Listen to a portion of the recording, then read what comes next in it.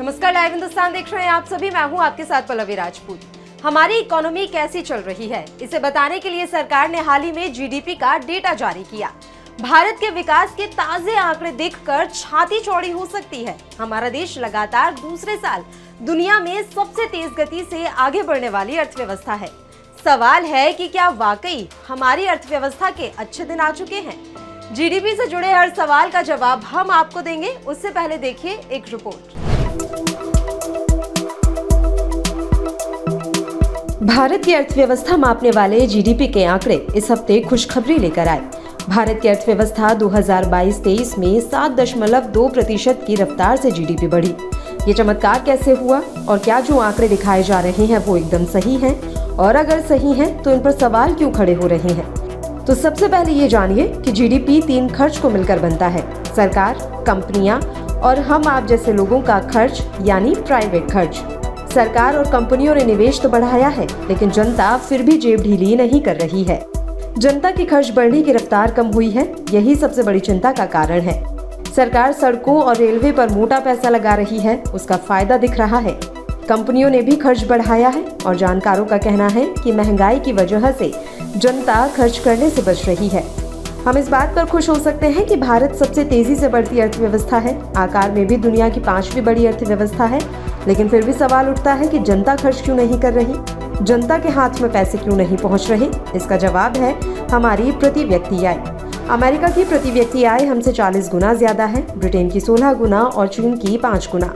Indian express की report में भी बताया गया है कि बाकी देश की ग्रोथ जीरो कर दें तब भी हमें अमेरिका के लेवल पर पहुंचने के लिए 25 साल लगेंगे।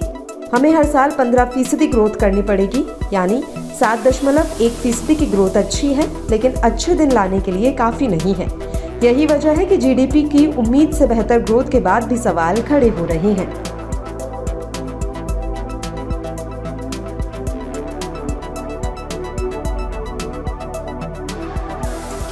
तो इस रिपोर्ट के बाद आपको जीडीपी क्या है, कैसे काउंट होती है, ये समझ आ गया होगा। अब कुछ सवाल हैं जिनका जवाब आज हम जानेंगे। पहला सवाल, इस बार जीडीपी ग्रोथ अच्छी दिखाई गई है, लेकिन फिर भी जीडीपी को लेकर सवाल खड़े होते रहते हैं, ऐसा क्यों? दूसरा सवाल, कोविड से पहले की अर्थव्यवस्था से तुलना करें तो उसके अनुपात में जीडीपी की क्या स्थिति है? तीसरा सवाल, जीडीपी की ग्रोथ के हिसाब से जनता के हाथ में कितना पैसा पहुंच रहा है? चौथा सवाल, जीडीपी ग्रोथ के हिसाब से अर्थव्यवस्था के फिलहाल क्या हालात हैं? और पांचवा आखिरी सवाल, इस बार किस सेक्टर में तेजी रही है? चलिए सीधे इकोनॉमी एक्सपर्ट आकाश जिंदल जी के पास चलते हैं और उन्हीं से पांचों सवालों के जवाब जानते हैं।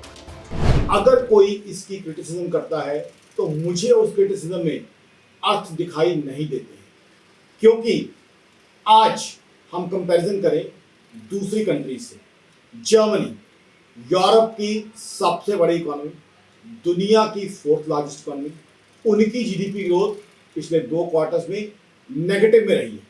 यूएस दुनिया की सबसे बड़ी इकोनॉमी, लास्ट ईयर 2 क्वार्टर्स में जीडीपी ग्रोथ नेगेटिव में रही है। तो ग्लोबली बाकी इकोनॉमी से, बाकी बड़ी इकोनॉमी से हम कंपेयर करते हैं तो हमारी जीडीपी ग्रोथ बहुत ज़्यादा फास्ट है, rather सबसे ज़्यादा फास्ट है। और ये डेटा ग्लोबली एक्सेप्टेड है, ग्लोबल रिसर्च एजेंसी भी तो मानते हैं। तो इसलिए जीडीपी की क्रिटिसिज्म मेरे हिसाब से सही नहीं है। कोविड से पहले 2019-20 का डेटा देखें तो जीडीपी ग्रोथ मात्र 4% थी, आज वो 7.2% है। तो कोविड के बाद इकोनॉमी आज तरक्की पे है। देखिए, कोविड के समय, कोविड से पहले के समय की बात करें तब भी यूएस चाइना ट्रेड वॉर के कारण ग्लोबल रिसेशन चल रहा था, जिसका हिंदुस्तान पे भी कुछ इम्पैक्ट था। लेकिन सबसे अच्छी बात है कि हमारे प्रधानमंत्री नरेंद्र मोदी साहब की टैलेंटेड लीडरशिप, उनकी बढ़िया गाइडेंस, उनकी बढ़िया एडमिनिस्ट्रेशन के चलते हुए प्रधानमंत्री मोदी साहब की मैं तारीफ करूंगा कि कोविड के वक्त का हिंदुस्तान ने बहुत अच्छे से मुकाबला किया। जीडीपी जब भी बढ़ती है तो जनता के हर हिस्से के पास पैसा पहुंचता है। थोड़ा बहुत कम ज्यादा हो सकता है, बट हर व्यक्ति की जेब में पैसा पहुंचता है। एक एग्जांपल दूंगा, 200 फ्लैट्स की एक नई बिल्डिंग एक डेवलपर बनाता है, तो क्या सिर्फ डेवलपर की जेब में पहुंचेगा पैसा? जी नहीं। उस बिल्डिंग को बनाने के लिए सबसे इंपॉर्टेंट है हमारा मजदूर भाई, वो उस बिल्डिंग के अंदर कंट्रीब्यूट करेगा, तो जाहिर सी बात है जीडीपी ग्रोथ में उसका हिस्सा भी आ गया। फिर बिल्डिंग बनाने के लिए कारपेंटर चाहिए, मेसन चाहिए, फिर बिल्डिंग में इलेक्ट्रिसिटी की फिटिंग होनी है, वायर्स लगनी है, इलेक्ट्रिशियन चाहिए, फिर बिल्डिंग में water connection, water tap, showers के लिए प्लम्बर चाहिए, फिर बिल्डिंग में फाइनल टचेस देने के लिए पेंटर चाहिए उसको ब्यूटीफाई करने के लिए, फिर जो भी व्यक्ति फ्लैट लेगा वो इंटीरियर डेकोरेटर को एंगेज करेगा, फिर बिल्डिंग को मेंटेन करने के लिए गार्डनर चाहिए, मेंटेनेंस एजेंसी के लोग चाहिए। तो कोई भी जीडीपी के अंदर नया एडिशन होता है, ग्रोथ होती है, तो उसका फायदा सिर्फ एक व्यक्ति को नहीं होता, उसका फायदा पूरी चेन को होता है। जीडीपी के हिसाब से हिंदुस्तान दुनिया की फास्टेस्ट ग्रोइंग इकोनॉमी है, बड़ी इकोनॉमीज के मुकाबले में, और बहुत तेजी से बढ़ रही है। जीडीपी के हिसाब से आज हिंदुस्तान 5th लार्जेस्ट इकोनॉमी है दुनिया की, और 2027 में संभावना है कि हिंदुस्तान दुनिया की 3rd बिगेस्ट इकोनॉमी बन जाएगा। फर्दर जीडीपी के हिसाब से देखें तो 2031 तक संभावना है कि Hindustan 8 trillion US dollar economy बन जाएगा, और 2035 की संभावना है कि Hindustan 10 trillion US dollar economy बन जाएगा। तो जीडीपी के हिसाब से हिंदुस्तान बहुत तरक्की कर रहा है। तो जो भी सेक्टर्स ग्लोबली एक्सपोज थे वहां थोड़ी सुस्ती रही है, और जो भी डोमेस्टिक डिमांड और कंजम्पशन पे बेस्ड थे उनमें तेजी रही है। जैसे आईटी और बीपीओ है, ज्यादातर वो हम एक्सपोर्ट करते हैं। अब क्योंकि यूएस में स्लो डाउन रहा है, यूरोप में स्लो डाउन रहा है, तो आईटी बीपीओ में उतनी तेजी नहीं दिखाई दी। सिमिलरली टूरिज्म, इंटरनेशनल टूरिज्म में उतना ज्यादा हमें तेजी नहीं दिखाई दी, क्योंकि जब बाहर लोगों की जेब में उतना पैसा नहीं है तो इतना टूरिज्म के लिए हिंदुस्तान नहीं आएंगे।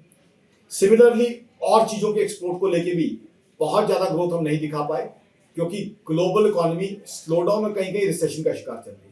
बट वहीं डोमेस्टिक डिमांड और डोमेस्टिक कंजम्पशन की बातें देखें, वहां काफी अच्छी ग्रोथ है। तो जो भी इंडस्ट्री, जो भी सेक्टर डोमेस्टिक डिमांड से, डोमेस्टिक कंजम्पशन से कनेक्टेड था, उन सब में तेजी आई है। अब बहुत से सेक्टर आ जाते हैं, एक एक का नाम लेने में बहुत समय लगेगा, बट डोमेस्टिक इकोनॉमी से जो भी सेक्टर डायरेक्टली इनडायरेक्टली कहीं से भी कनेक्टेड है, उसके अंदर मोर और लेस तेजी दिखाई दे रही है।